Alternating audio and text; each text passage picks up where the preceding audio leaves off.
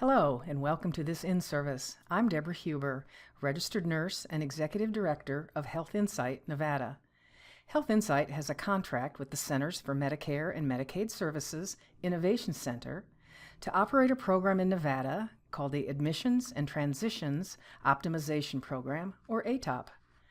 The goal of the program is to reduce potentially avoidable hospitalizations among long-stay nursing home residents. In certain cases, the nursing facility and the provider may receive increased compensation from Medicare for safely providing care in the nursing facility for residents with 6 identified diagnoses. This in-service provides information that will help nursing facility staff identify signs, symptoms, and necessary documentation and treatment for one of the 6 identified diagnoses that qualify for additional payment under the ATOP 2 program. This in-service addresses urinary tract infections and sepsis.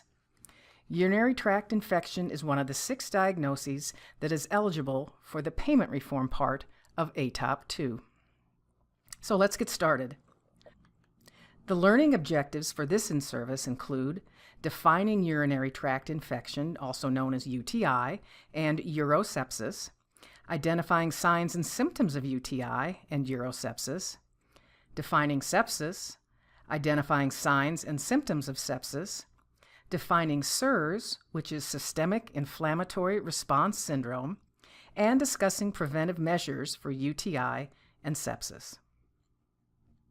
A urinary tract infection is a broad term used to describe acute or chronic infection and/or inflammation of the bladder, urethra, prostate, ureter, or kidney with microbial colonization of the urine. UTIs have 6 categories of classification: uncomplicated, complicated, isolated, unresolved, reinfection, and relapse. Infection of the urinary tract is one of the most common diagnoses seen in primary care and in nursing facilities, and the most frequent urologic disorder encountered. These infections are responsible for more than 7 million office visits yearly in the United States, with costs exceeding $1 billion per year. Signs and symptoms of a UTI include increased frequency of urination, painful urination, a burning feeling with urination, pain in the flank and lower back, blood in the urine, fever, and foul-smelling urine. Sepsis is the body's immune response to an infection that can lead to tissue damage, organ failure, and even death. Sepsis can be caused by different microbes, including fungi and viruses. However, bacteria most commonly contribute to this condition. Infections of the skin, lungs, urinary tract, abdomen, or other parts of the body can cause sepsis. Sepsis can be life-threatening. It kills more than 258,000 Americans yearly and leaves thousands of survivors with life-changing after-effects. According to the Centers for Disease Control and Prevention, there are over 1 million cases of sepsis each year, making it the 9th leading cause of disease-related deaths. The Agency for Healthcare Research and Quality listed sepsis as the most expensive condition treated in United States hospitals, costing more than $20 billion in 2011. CDC statistics estimate that between 28% and 50% of sepsis cases are fatal. The increase in the number of sepsis cases could be due to an aging population, rising numbers of chronic illnesses in the residents, more invasive procedures, immunosuppressive drugs, chemotherapy, and the organ transplants residents are undergoing, increasing antibiotic resistance, and an increasing awareness and tracking of sepsis cases. Diagnosing sepsis requires clinical changes from normal limits as evidenced by a fever, abnormal lab values, mental status changes, and changes in functional status. Let's review each of these clinical changes in more detail.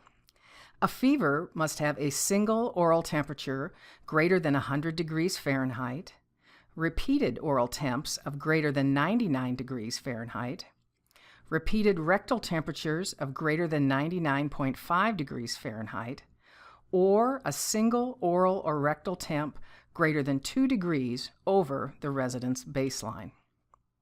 An abnormal lab report must show a white blood cell count greater than 14,000 or an increase in immature white blood cells called a left shift or a shift to the left with greater than 6% bands or greater than 1,500 bands per cubic millimeter. An acute change in mental status related to sepsis may present as confusion, fluctuating behavior that comes and goes or changes in severity, inattention, defined as difficulty focusing and maintaining attention, and disorganized thinking, in which thinking is incoherent or hard to follow, or an altered level of consciousness in which the change is different from baseline and may be sleepy, lethargic, or difficult to arouse. Acute functional decline is determined by a new 3-point increase in total activities of daily living from the baseline.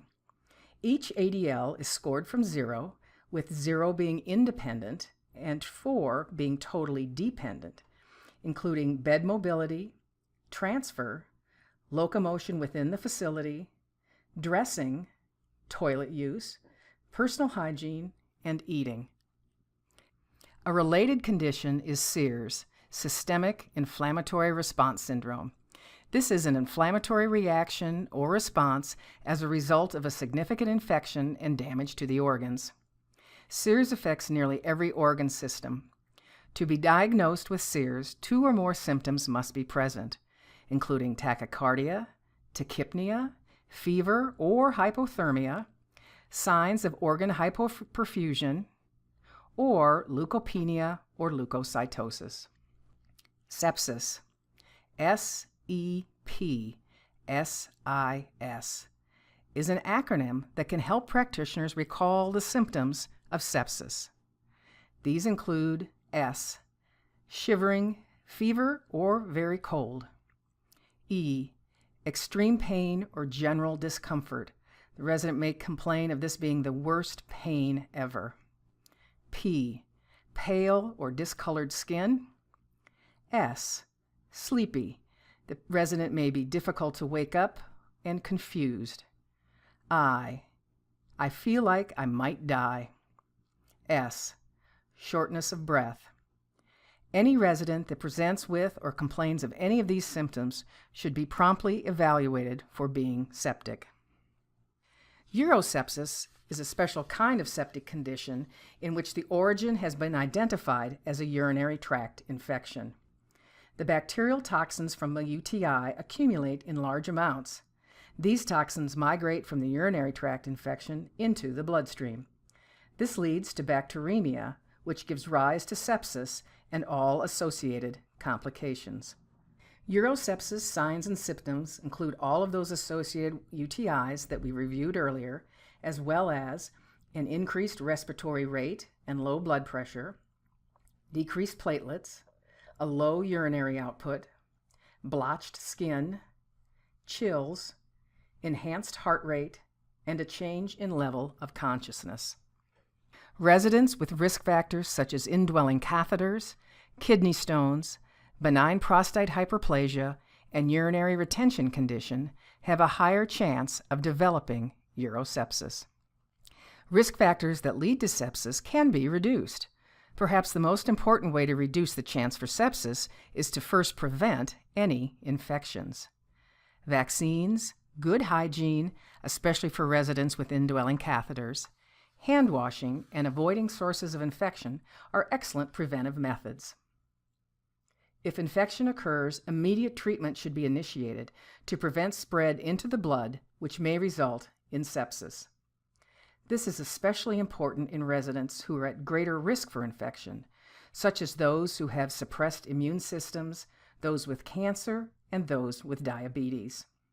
For the facility to receive payment within ATOP 2, For providing care for residents with a urinary tract infection or urosepsis, the resident must present with, and the chart must document, greater than 100,000 colonies of bacteria growing in the urine with no more than 2 species of microorganisms, and 1 or more of the following: a fever greater than 100 degrees Fahrenheit or 2 degrees above baseline, a white blood count greater than 14,000, and symptoms of dysuria, new or increased urinary frequency, new or increased urinary incontinence, altered mental status, gross hematuria, or acute costovertebral angle pain or tenderness. Again, all of these symptoms must be documented in the resident's record. Symptomatic guidance includes dysuria, frequency, new incontinence, altered mental status, hematuria, and CVA tenderness.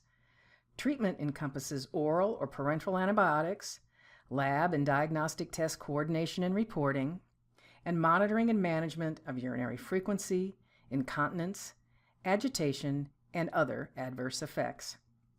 The maximum benefit period for acute urinary tract infection under ATOP 2 is 7 days.